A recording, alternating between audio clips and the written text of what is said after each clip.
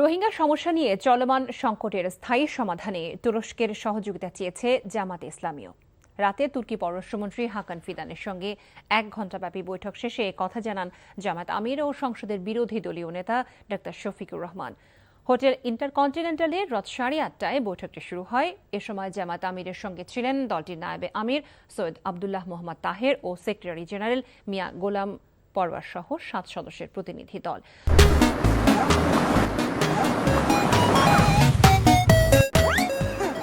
বৈঠকে দেশের চামড়া, পাট শিল্প ও গার্মেন্টস শিল্প এবং শিক্ষা ও স্বাস্থ্য খাত সহ প্রতিরক্ষা বিষয়ে সহযোগিতার জন্য তুরস্কের প্রতি আহ্বান জানান জামায়াত আমির। তুরস্ককে বাংলাদেশের পরীক্ষিত বন্ধু হিসেবে অভিহিত করে জামায়াত আমির সাংবাদিকদের বলেন, অদূর ভবিষ্যতে দুদেশের সম্পর্ক অনন্য উচ্চতায় পৌঁছাবে বলে তার প্রত্যাশা।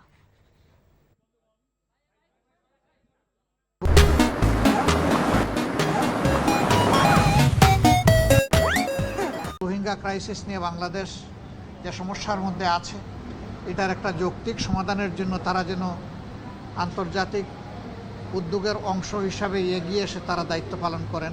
দুই দেশের মধ্যে ব্যবসা বাণিজ্যের বিভিন্ন ক্ষেত্র নিয়ে আলোচনা করেছি, বিশেষ করে আমাদের চামড়া শিল্প, আমাদের পাট শিল্প, গার্মেন্ট শিল্প, আমাদের শিক্ষা, স্বাস্থ্য, ডিফেন্স ইন্ডাস্ট্রি, এই সমস্ত বিষয়ে আমরা ফ্রুটফুল আলোচনা করেছি।